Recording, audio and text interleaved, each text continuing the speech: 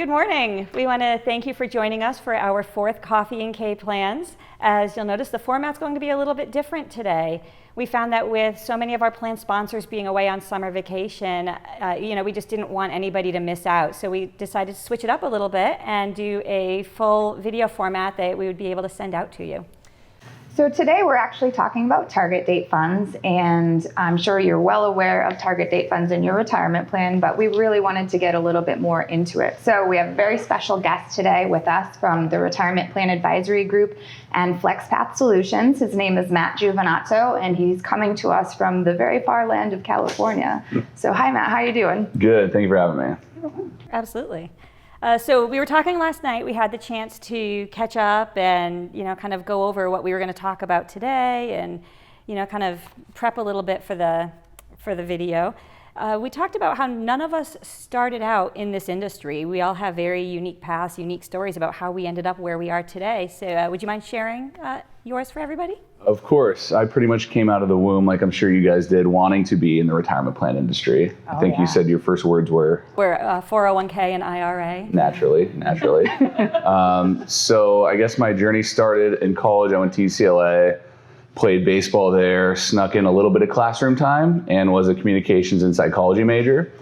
And then, of course, from there, it's the natural transition to 401k and finance, right? Right. But 401k and retirement planning has been in my family for a while. My grandfather was a TPA. My father worked for a primary record keeper for a decade and is currently still an entrepreneur in our industry.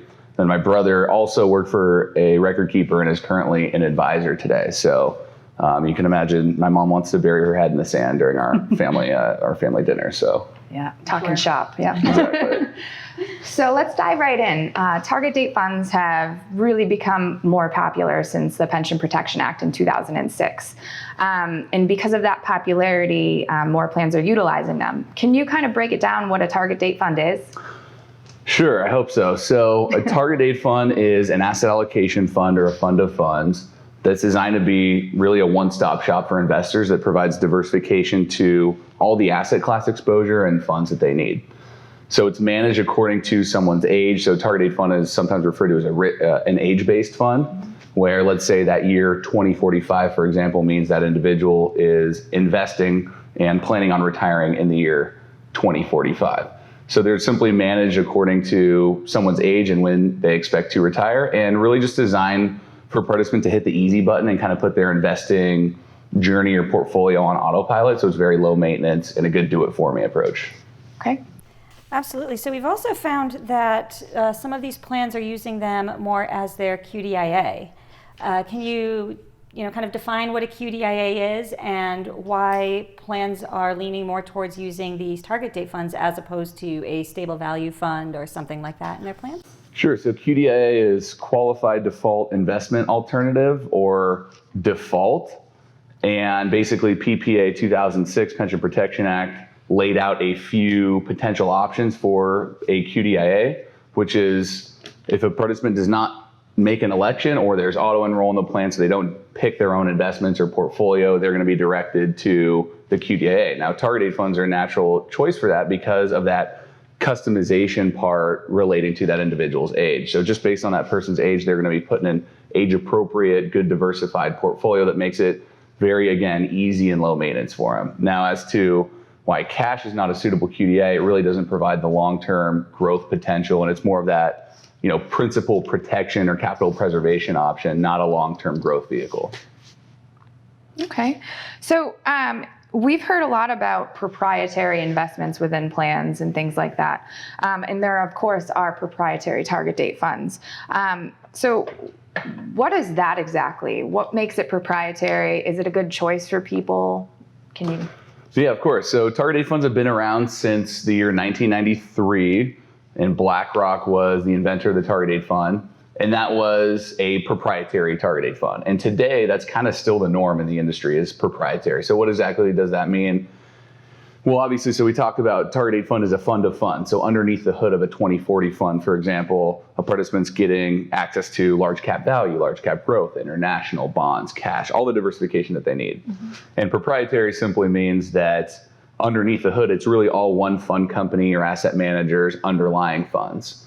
And that's not kind of the norm today with expanded capabilities from record keepers. Advisors like yourselves will pick the best fund in every asset class. So proprietary does have a bit of a pejorative context because it is all one fund company's underlying funds.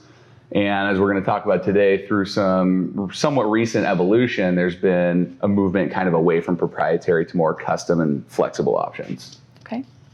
So another thing that comes up when we're talking about target date funds that participants might see or plan sponsors when they're looking at different target date options is, some of the differences when they're comparing, and they might see that one is a to fund and another is a through fund. What exactly does that mean?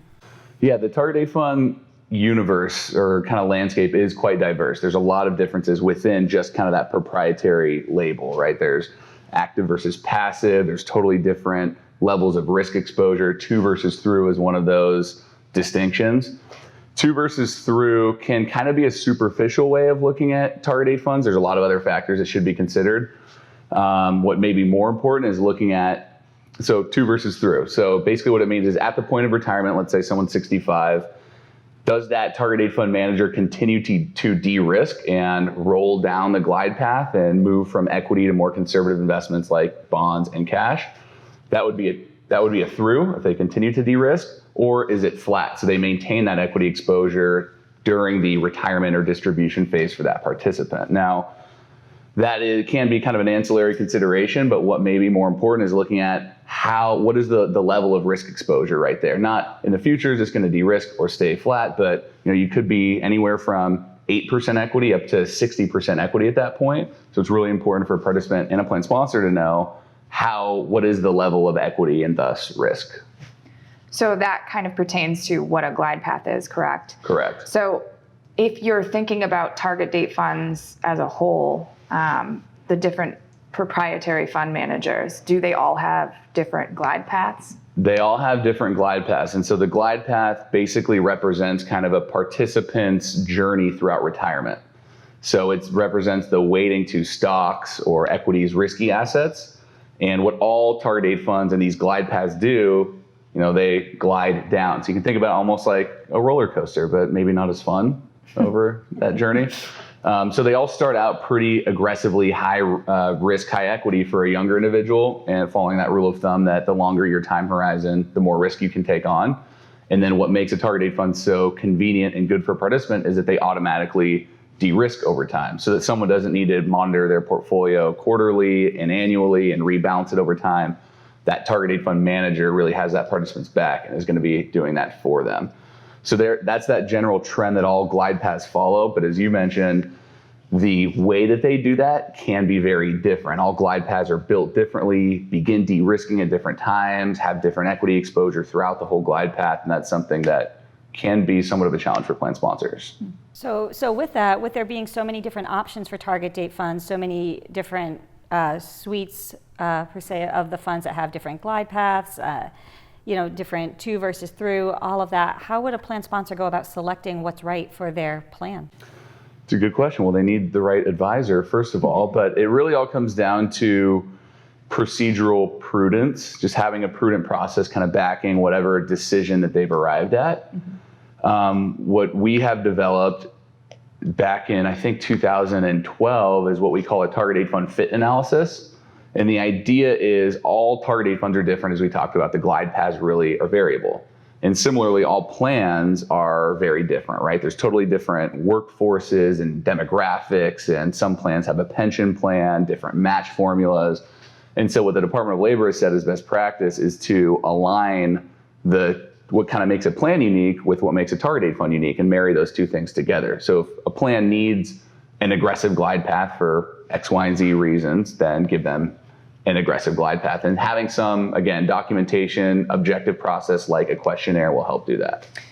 So basically, if a plan has such diverse participants in it, obviously one glide path is not going to be right for all of these people.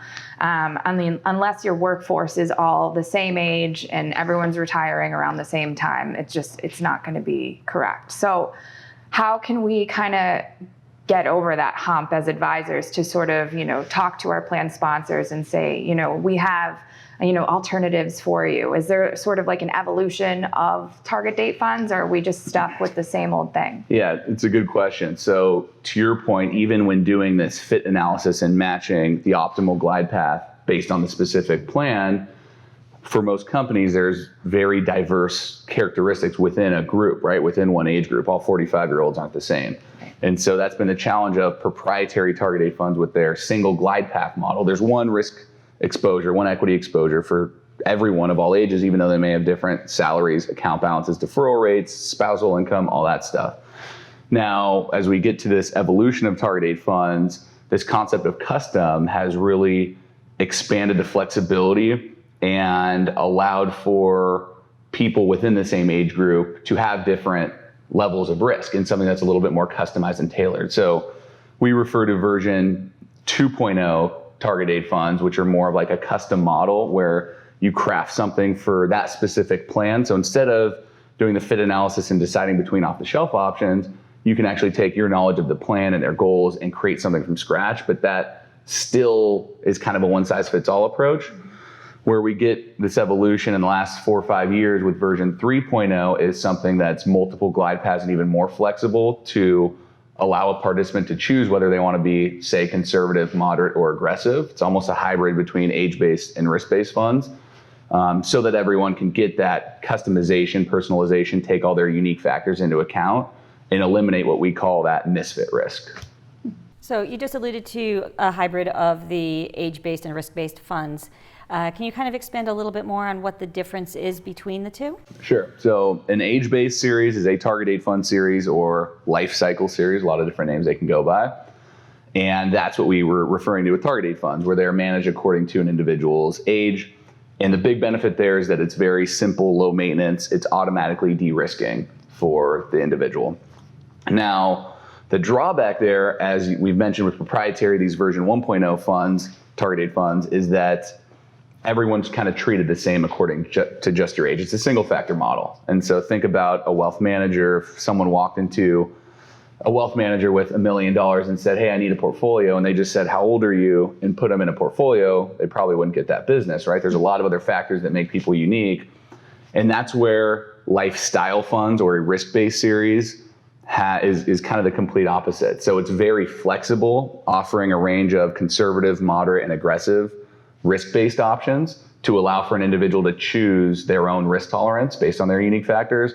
But it's kind of the opposite in terms of the cons as well, where that requires someone to change their risk over time as they age or as their situation changes. So there are those two options that each kind of have their pros and cons. But today, depending on the stat you look at, about 86% of plans are using target date funds as their QDIA. So that's the predominant QDIA default of choice today.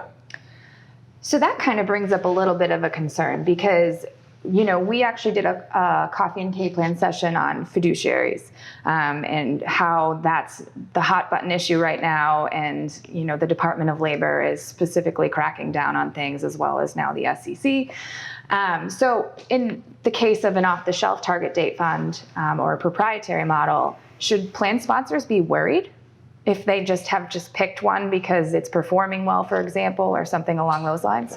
Yeah, I think it does come down to, again, procedural prudence. There's a lot of other factors to look at as it relates to target date funds. So for a normal asset class, say large cap growth, it is very common to just look at performance or score. And that may be completely appropriate because if you think about large cap growth, for example, all those funds kind of have one standard benchmark, Russell 1000 growth. They have pretty much the same objective. So right away, those things are more similar and comparable. Mm-hmm. So comparing performance is going to be a little more apples to apples.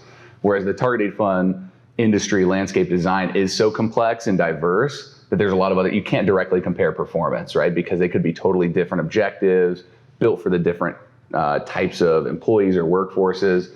So it is important to have a more robust kind of comprehensive process where you're looking at things like the risk, doing that fit analysis. And we almost view performance as the last step to look at, as opposed to it's normally the first thing you look at. Right. So you mentioned fiduciaries using the target date funds as a QDIA and kind of affording them a little bit of protection there. Are there other things that plan sponsors can do, in terms of plan design and these target date funds to afford them a little bit more protection?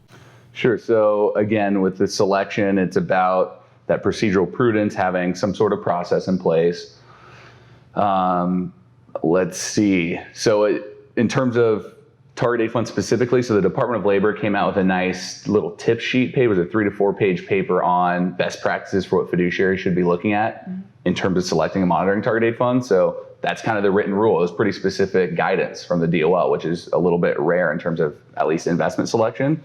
So following those DOL tips, and basically those tips were a lot of the things we've already talked about: alignment of the target date fund and the group, understand the underlying investments, consider custom target date funds, those version 2.0 and 3.0 options. That was really their kind of stamp of approval on these custom target date funds, and the fact that they offer a few concrete advantages of being more tailored to an individual and being non-proprietary, not all one manager's underlying funds. Now, as it relates to plan design and other fiduciary actions, technically the safest, so there's a few kind of safe harbors that can fall under, or that a plan sponsor can, I don't want to say hide behind, but lean on. One is 404(c)(4), which is a fund-to-fund mapping. So anytime there's a fund change, let's say large cap value to large cap value, that plan sponsor is protected by mapping to a similar investment. The safest safe harbor is 404(c)(5), which is the QDIA safe harbor. So anytime assets move to the default, that plan sponsor has more fiduciary protection. So what a lot of plans do, especially when a plan moves providers, there's that conversion, is they re-enroll everyone into the target date fund. So that's a bit of a misnomer, but re-enroll is basically, think about it as a refresh, or where all the assets are defaulted to the TDFs, and whatever the QDIA is, unless the participant opts out. And a lot of prominent, or one in particular prominent ERISA attorney, said that if he was a fiduciary on a committee, he would re-enroll plans every year. The reason being, if someone has the opportunity of opting out, if they're not willing to check in on their investments at least every year, then they probably shouldn't be doing their own investments, and they should be in that target date fund anyway. So re-enrollment is a good option for plan sponsors to consider, even if the plan's not necessarily going through a conversion. Okay. So you talked a little bit about the different versions of the target date funds. Can you kind of elaborate a little bit about version 3.0? Sure. So version 3.0 is today the pinnacle of this evolution, and it is really a custom target date fund solution that the DOL has in their tips recommended plans consider. So great to consider, at least for educational purposes. And version 3.0 expands on the 1.0 and 2.0 obviously in a few ways. So it takes away from that that one-size-fits-all model of a target date fund, whereas we were talking about all 30-year-olds aren't built the same way, with the same considerations, same needs, risk tolerances. So by using a multiple glide path approach, it just offers more flexibility. So in other words, there's a 2025 conservative fund, a 2025 moderate, and a 2025 aggressive fund. So it allows for more customization and a closer fit between what an individual needs, wants, and the options that they have. Because with a normal target date fund, they're really kind of locked into whatever that asset manager has picked for that allocation. So that flexibility in terms of glide path design, having a more tailored approach, is key for version 3.0. And then the other difference is moving away from that proprietary model of version 1.0. So while TDFs are great, and they still continue to be a great option because of that diversification component and the fact the participant can outsource that difficult task of asset allocation to a professional money manager, that's great. But again, digging deeper, like the DOL has instructed us to do, and understanding those underlying investments, it's all one single manager's underlying funds, and it's natural that one asset manager can't be the best in every single asset class. So what version 3.0 does is give more of that best-in-class approach that really today plan sponsors are accustomed to for their core lineup. It simply just applies that to the target date fund. Now, are those custom target date funds that you're talking about, are those available to just any plan? For the most part. So there's still, I guess, a few providers with restrictions on investment availability or proprietary requirements, but the industry really has moved to open architecture. So for the most part, availability is pretty widespread. But for a smaller plan, or depending on the provider and their limitations, there may be a few cases where custom target date funds aren't available, but it's availability is continuing to increase and expand. So we've run into this a couple of times. Sometimes we see participants going into like 5 or 6 different target date funds in their plan. So maybe they take that QDIA approach and kind of overshoot it. Yeah. Is that bad? It's not bad. So we've, as an industry, advisors, preached diversification for so long that I think participants, it's technically not wrong what their idea is, right? Which is you can't be invested in a single fund or asset class. You need diversification. Asset classes that perform differently in different market environments, that's what gives you a smoother ride and increases your risk-adjusted return. And all target date funds do that automatically. And that's the key, is that through investing in one single target date fund, you're getting all the diversification that you need under the hood. So I think that participants who are investing in several feel I need to be diversified, so they invest in several vintages when really it can be shooting themselves in the foot. So it's not necessary by investing in one fund. It's really the rare case where they do have all the diversification that they need through that one fund. I guess the only time it could be technically acceptable is if, let's say someone's retiring in the year 2022, they invest in a 2020 fund and a 2025 fund to kind of balance it out. But that's definitely, the differences between those funds are already so nominal that they really don't need to do that. So if plan sponsors are getting questions from participants about target date funds, are there resources available? Are there tools to help participants understand, especially when we're talking about these custom ones with the multiple glide paths, where it's not just that one metric of, a future retirement age that they're looking at. Are there resources available that our plan sponsors can direct the participants to kind of learn where they should be? Sure, yeah. So from a high level, it's important to have the right, employee communication package in place for whatever target date fund. And again, that goes back to the DOL tips. The quote was, there should be effective employee communications in place. Now that can be very challenging, just because to reach every single individual participant and educate them on the positioning of their glide path and exactly what's going on within the target date fund can be challenging. So they need the right partner, advisor, provider education package in place.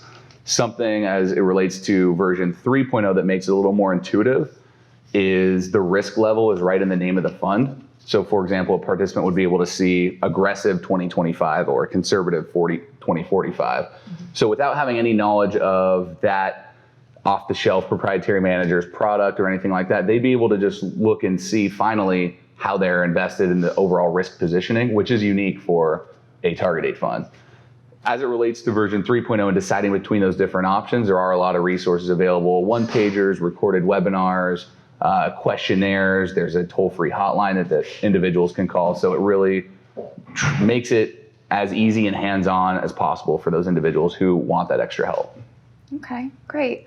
Well, I think we're running out of time here, so let's wrap it up. I did have one question for you, though, before we wrap it up. So have you met any celebrities recently? Because you live in California. Yeah, I'm pretty much best friends with like everyone you would expect. No big deal. Justin Bieber, Ben Affleck, Matt Damon. Although now I'm going Boston people, so it's kind of up your alley, not my alley. We're thinking more like surfer, Keanu Reeves, when you're out there. Kelly Slater was at the same hotel that we do our annual conference at a few years ago. I don't know if you guys ran into him there, but my celeb encounters have been pretty limited up to this point, unfortunately. Okay. But I'll keep you in the loop. Great. Well, we appreciate that. And we want to thank you so much for coming out and doing this interview with us. I know that it's really important to know about target date funds, and our plan sponsors, we get a lot of questions on it. So thank you so much again for coming. Thanks again for having me. Yeah, this was fun. Thanks. All right. So thank you so much for watching our video on coffee and K plans. I'm Krista. And I'm Renee, and we'll see you next month. All right. Thanks.